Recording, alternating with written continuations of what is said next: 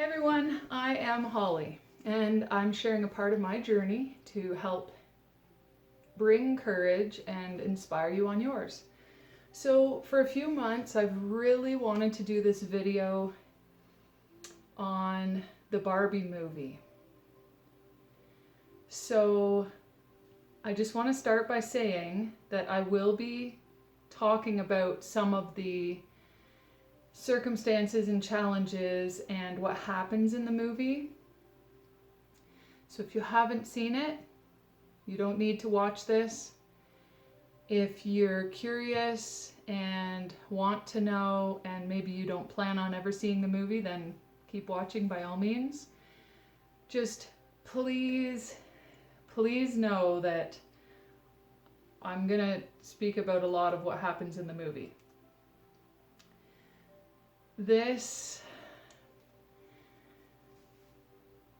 I've never used the word phenomenal before, and when we were at the drive-in watching the Barbie movie, probably about halfway through, I was in awe and almost at a point where I had no words to explain what I was feeling, and I was just like, this movie is phenomenal.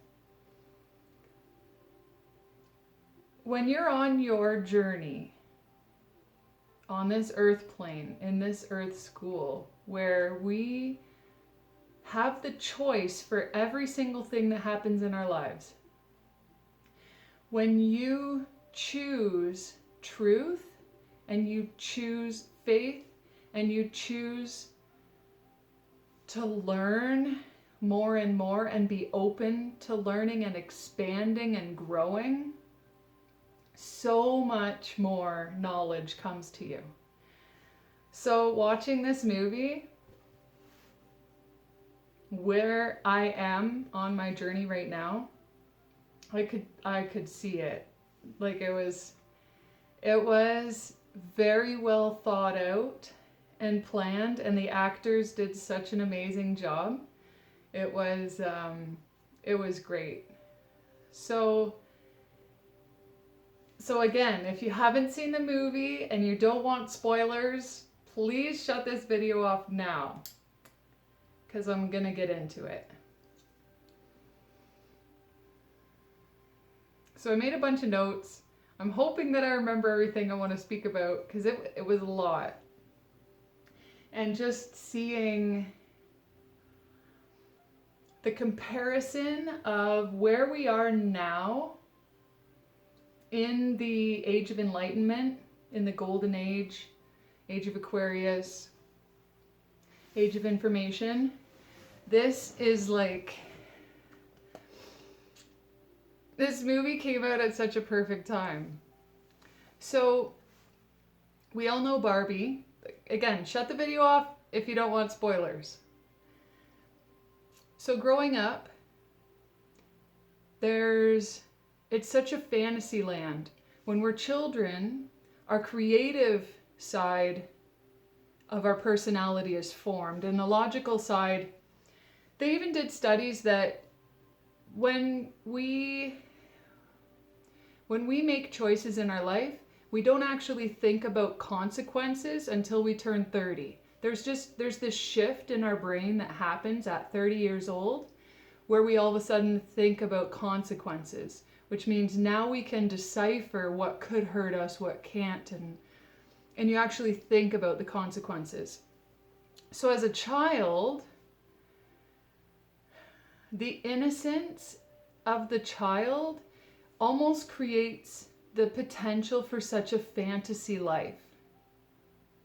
So when we're given dolls like Barbie and Ken, and we're given different toys that we play with when we're young, we use our imagination and our creativity to engage with these things and create a world of delusions, basically. It's like a false sense of reality, but we're using our imagination to build this potential reality for what could be.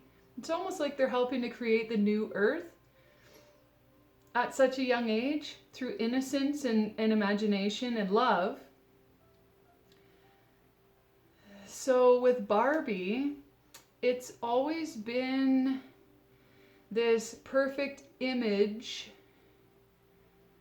or what Hollywood has portrayed as the perfect image in these dolls. So then you get to choose the outfits, you get to choose the profession, you get to choose the house, and it's all like perfect, right?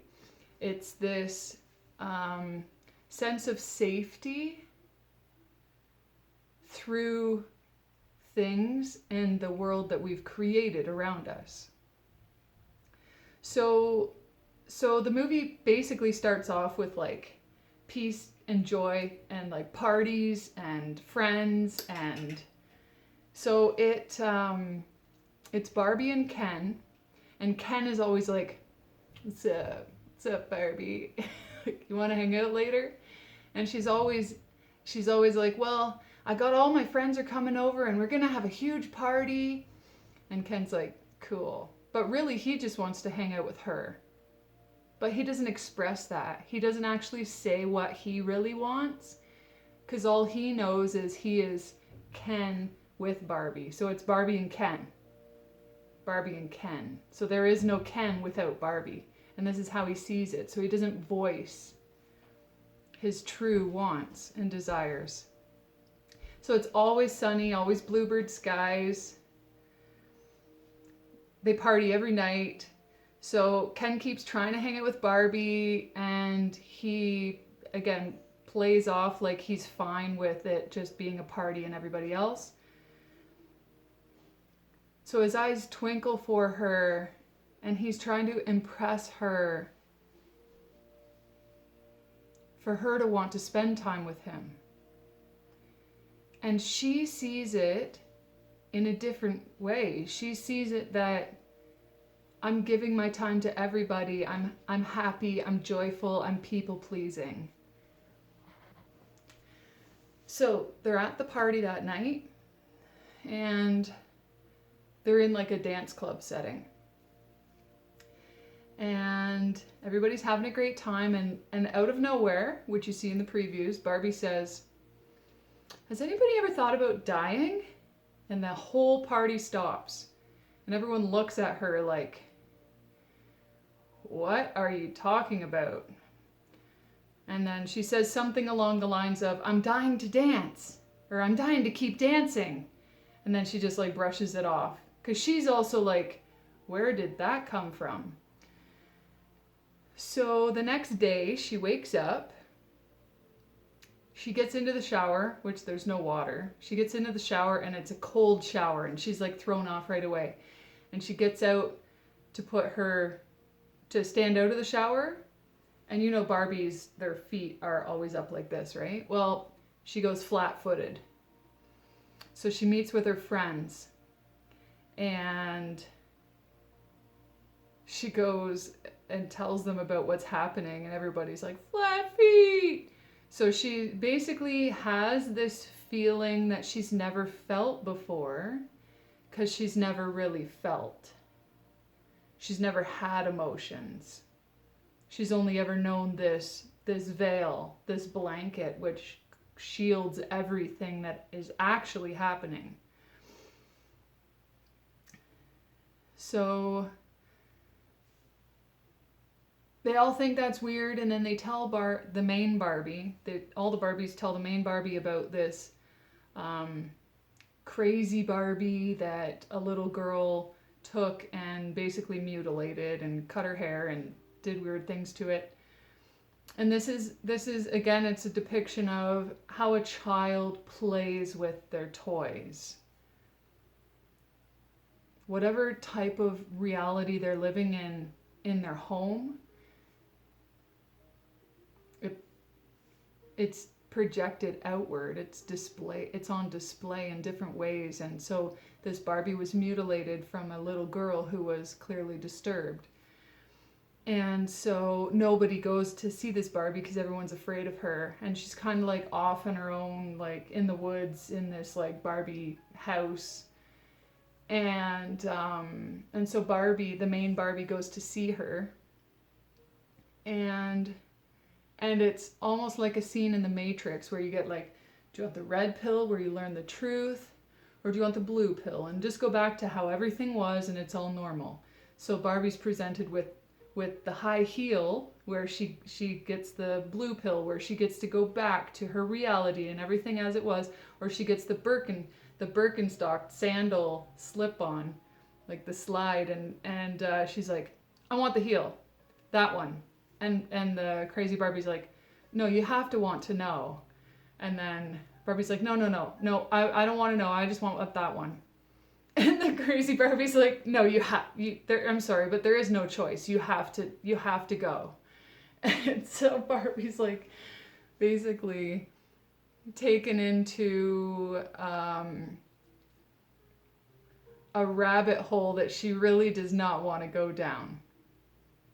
Again, where we're at right now with 2020 happening and 2020 giving us 2020 vision, where we see behind the veil and we choose where we take ourselves further.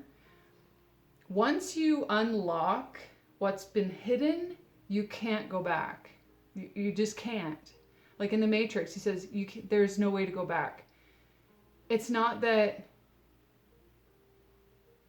you're not given a choice to go back. It's that you literally cannot go back. It's only down into different rabbit holes from there.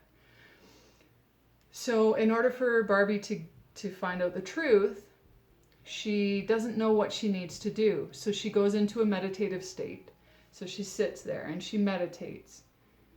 And she travels, almost like astral traveling, through her third eye visions. And she sees a little girl playing with Barbie and having a great time. And then getting older. And then she's like, I think she was about 16, 14, 16, something like that. And she boxes up some of her toys. And the toy goes to, I think they, like with the Barbie and everything, I think they're donated. From what I remember, the box was put in the car for donation. And so Barbie interprets that vision as it being the little girl who is depressed, and she needs to restore her faith in Barbie and this false sense of reality, the fantasy land that she was creating before, and she needs to restore her faith so that Barbie can go back to her normal life. This is how Barbie interprets what she needs to do.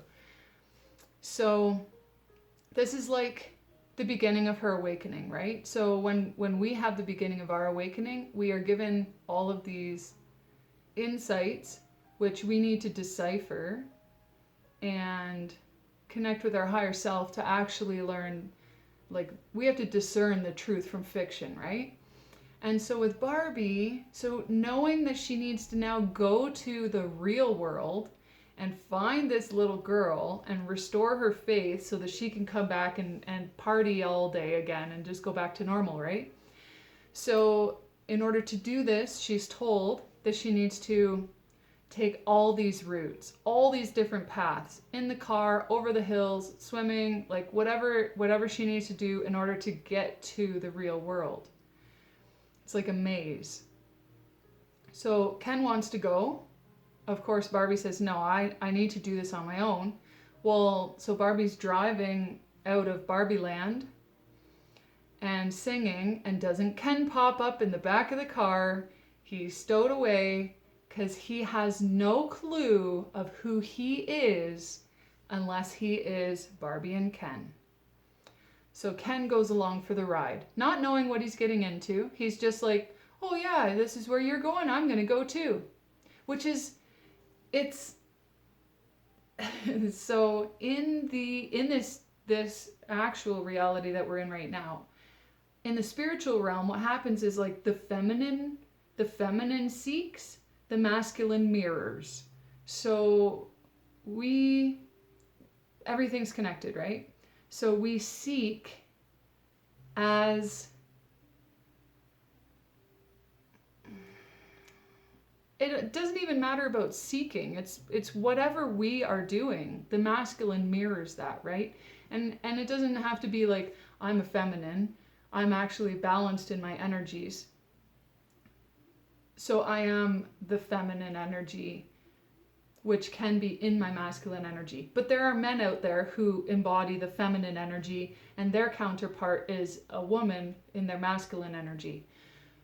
So the feminines choose something in their life. So let's just even say we are going through a breakup. Our masculine counterpart, which we don't even know them all the time. It could be someone across the world.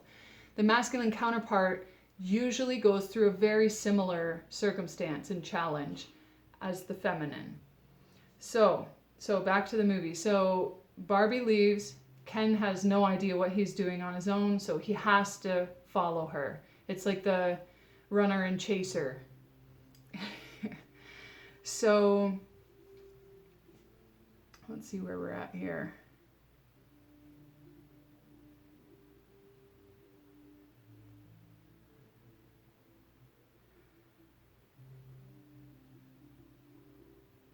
So they get to the real world. Oh, the last part of the real world is like rollerblading, or to get there. So they're rollerblading. They're in their neon tights. They're neon rollerblades, like you know how your buddies have a 70s or an 80s party and everyone dresses up in the neon and like headbands and like blazers and like windbreaker type things, right? Walkmans.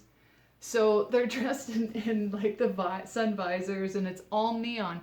And everybody on the beach, oh yeah, so they're down a boardwalk at the ocean. So they're riding down a boardwalk, and everybody's looking at them and laughing. So Barbie notices, and Barbie's like, she's like, everybody's looking at us. And Barbie thinks it's weird. She's just like, everybody's looking, Ken, everybody's looking at us. And Ken, he's like, yeah, everybody's looking at me. He's finally getting the attention that he wasn't getting from Barbie. In a way, Ken was seeking the external validation from her rather than trusting who he was. So now he's receiving that external validation by people simply looking at him, and he is now interpreting it as he's creating a new false sense of reality. It's a delusion, right? So he's seeing everyone's looking at him. He's like, yeah, everyone's looking at me. When in reality, everybody's laughing at them. They're like, look at those clowns. So there's a dialogue between them, and they end up splitting off. So Barbie wants to find Mattel, who's her creator, her inventor, wants to find Mattel, and Ken is like out in front of these huge skyscrapers, the big corporate offices, where there's all these men in suits on cell phones, smiling, probably because they're stockbrokers. They make a shit ton of money trading our bonds. And so he's like, oh, men rule the world here. He's like, this is real, the real world. Men rule the world. And so he's mimicking them, and he's copying them, and he's trying to act like them. And he's even taking in what they're saying. So he takes everything in as Barbie's gone off to do her thing. And now he is creating his false sense of reality because he's still seeking that external validation. He has no idea who he is. None whatsoever. Here Barbie wants to go off and help everybody so that she can get back to her kind of normal. And Ken still is like, Barbie, I'm nothing without you. And now he's like, men rule the world? So now he has this belief that he can go back to Barbie Land and rule Barbie Land. So Barbie, she did something and got arrested. were they both arrested? So there's parts of the movie I don't remember because it was a few months ago. So anyways, they're arrested, or she's arrested, and somebody comes and bails her out. So what Ken does is he goes off to back to Barbie Land. And Barbie goes to Mattel and sees Will Ferrell, who is the head of Mattel. And they couldn't believe it. They were all like in awe to see her. They already had known what happened. It was like they knew what happened and were waiting for her to come back so that they could put her back into her little box, which was like full-size box because she's like full-size Barbie, right? So they go to put her back into her box, and she looks, and she knew what they were doing, although she like the art of war, so you don't really let your enemies know. Don't let your left hand know what your right's doing, right? So she creates a distraction, and then she's like, I just need to use the washroom. And they all believed that she was going to go back into her box. And she took off. And she was running. And then they realized that what she was doing, she took off. And so they had to go find her. Because they needed to make sure she went back into her little box. Her pretty little box. Which keeps her quiet and away from everybody else. So that she doesn't speak. She doesn't teach. So they put her back in, or they wanted to put her back into her box. So they're like, this is a disaster. We need to find her before she gets away.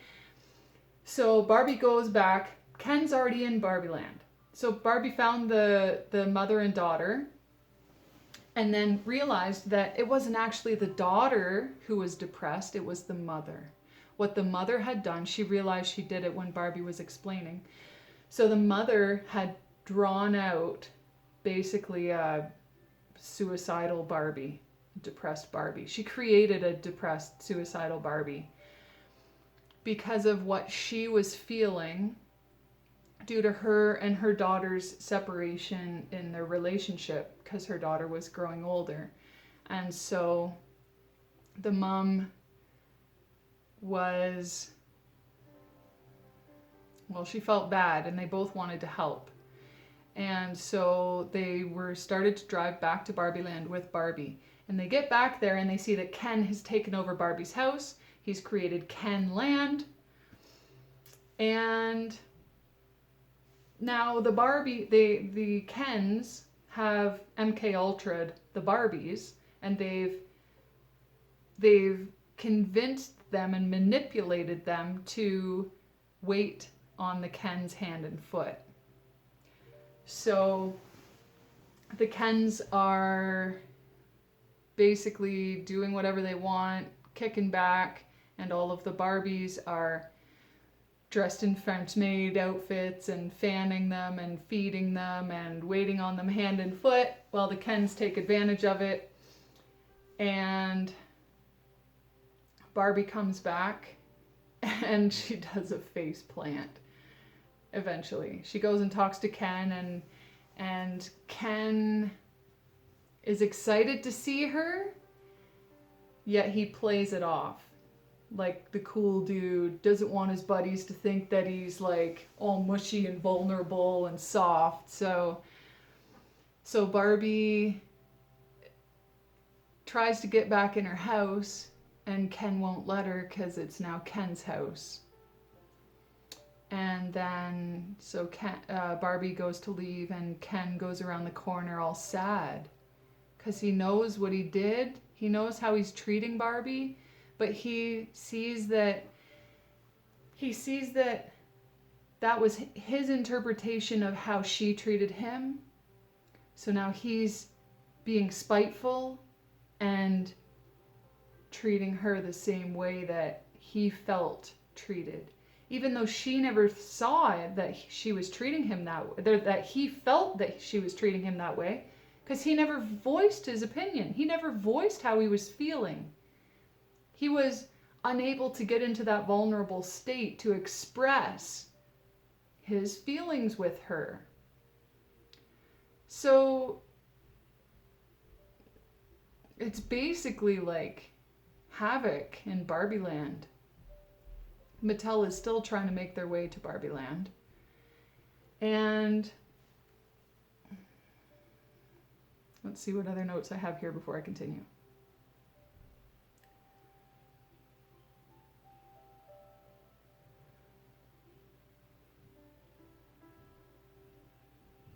Yeah, the Barbies are infatuated with the Kens.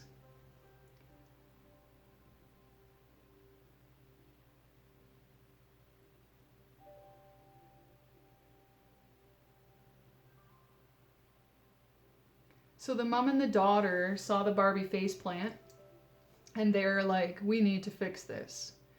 So they created a plan. And what they did was they created a plan to trick the Kens to... They basically used their tactics against them. So they pretended like they were seduced, and they would distract the Barbies that were waiting on the Kens.